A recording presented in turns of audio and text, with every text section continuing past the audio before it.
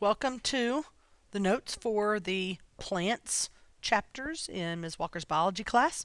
I am going to try to go through these quickly, so if you'll need to get words or anything on your notes, you can hit the pause or stop button. Adaptations of plants. Remember we were talking about protists. We talked about how the algae were the #1 photosynthesizers and they were thought to be the first plants. Well, scientists do believe that today's plants evolved from green algae, and green algae, remember, lived in water. And so in order for plants to survive on land, they had to be able to do some things to make their lives on land a little easier. First of all, they had to be able to absorb nutrients, so they had to be able to get the different gases and particles that they need from the air and from the ground. They had to prevent water loss. If you're not in water, you've got to make sure you can keep that water inside you. And so a cuticle was a waxy protective covering of the leaves, helps keep the water in.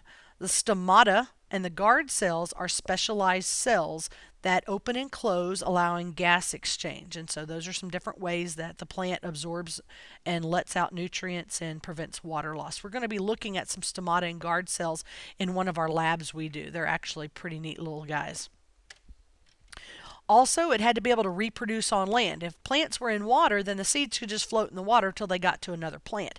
Well, you couldn't do that if you were on land, and so pollen was the answer to the way that plants were able to live on land and reproduce. It is very light and it contains the sperm, and it can be carried by the wind. It can drop to the ground and be picked up by animals or other things instead of water. So plants had to be able to absorb nutrients, keep the water inside them, and reproduce on land in order to live on land and survive. Here's a cross section of a leaf. This is if you were to take the leaf and cut a chunk out of it. Just like humans have different types of cells, we have muscle cells, we have hair cells, we have all different types of cells to make our body work. So does the plant. And this leaf shows all the different types of cells that are working together to help that plant. Characteristics of the plant kingdom. The cell wall of the plant kingdom are made of cellulose. So all the cell walls are made of cellulose. They are all multicellular. There are no unicellular plants, and they are eukaryotic. They have complex cells that have nucleus. They're autotrophic. They can produce their own food through photosynthesis, which then means they contain chloroplast and chlorophyll. The kinds of plants. Starting off with the oldest plants would be the non-vascular plants. They do not have a vascular system. That would be the veins inside the plant to help move water and nutrients, which means they need to live close to water, not only to get the nutrients, but also for their reproduction.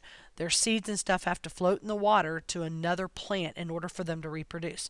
We have mosses, liverworts, and hornworts. If you're not familiar with liverworts and hornworts, hopefully we'll be able to see some in lab. The next step on the evolutionary tree with plants is the seedless vascular plants. So these guys didn't have seeds on them, but they did have the vascular system. That's the internal system of interconnected tubes and vessels for transporting food and water, such as the phloem and the xylem. Those are veins inside the leaves and the stems that transport food and water. So phloem transports food, the f works together, and xylem transports water. They also have spores with thick walls to prevent drying out. So they have little, instead of seeds, they have spores that help reproduce. And some of those would be the ferns, the mosses, and the horsetails. Most of you are familiar with a fern. The next step would be the gymnosperms. They did have seeds, and in order to protect those seeds, there are cones in there. So they have cones that protect the seeds. They have a vascular system. These are the conifers, which would be like your Christmas trees, the cycads, and the ginkgos. Ginkgo biloba may be a name that you remember from medicines that helps your memory, and the ginkgo biloba is a tree or a type of tree. These are gymnosperms. They have their seeds that are protected in cones. And then the next step, the most evolved plants, would be the angiosperms. Angiosperms are the flowering plants. Those are the ones that produce flowers to help reproduce. How do those flowers help reproduce? Well, first of all, the bright colors attract birds and animals and insects to help carry their pollen from plant to plant. They have reproductive parts called stamen. Male part produces pollen, and the pistil, the female part that has the eggs inside of it. We will be dissecting a plant where you will hopefully see these parts. They also produce seeds that are enclosed within a fruit. And the fruit, first of all, it provides food for organisms. It protects the seed and it helps disperse the seed. So you have a bird that comes by and eats a fruit out of a tree, and that fruit digests, but the seed does not. And the seed moves through his digestive system, and then the bird releases the seed as he's sitting on a fence or in another tree eating, and that seed is then carried to another place to help that plant reproduce. The seed also contains a supply of stored food called the endosperm. We'll be looking at the endosperm when we do the seed dissection.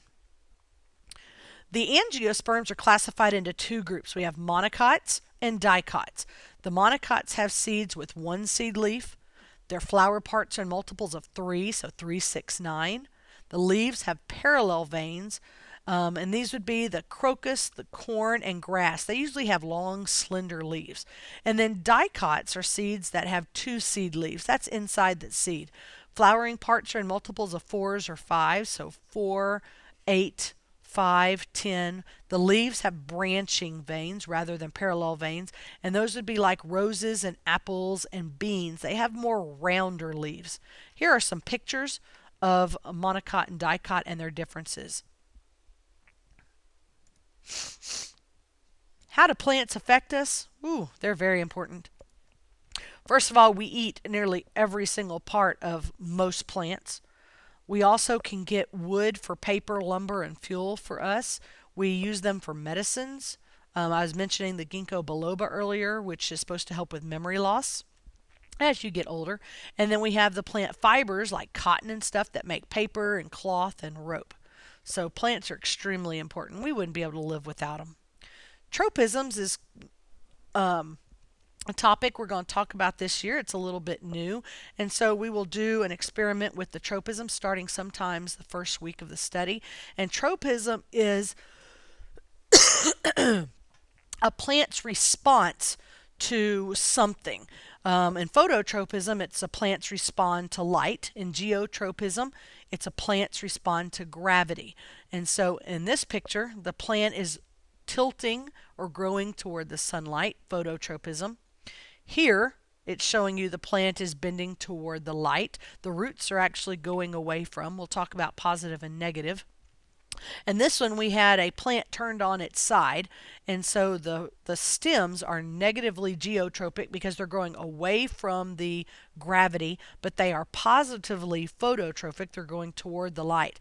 And you could also talk about the roots and how they grow also. Here's some corn seeds. If we're lucky, we're going to get the corn seeds to do what we want. If not, we might be using pea plants. We'll see.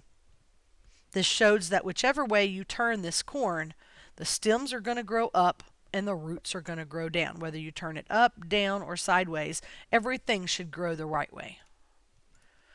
Two more tropisms would be hydrotropism and thigmotropism. So hydrotropism is the plant's response to water, and thigmotropism is the plant's response to touch. This is showing the hydrotropism and how if you put water over here, the plant's roots will grow to the water if they can get there. This one's showing hydrotropism also.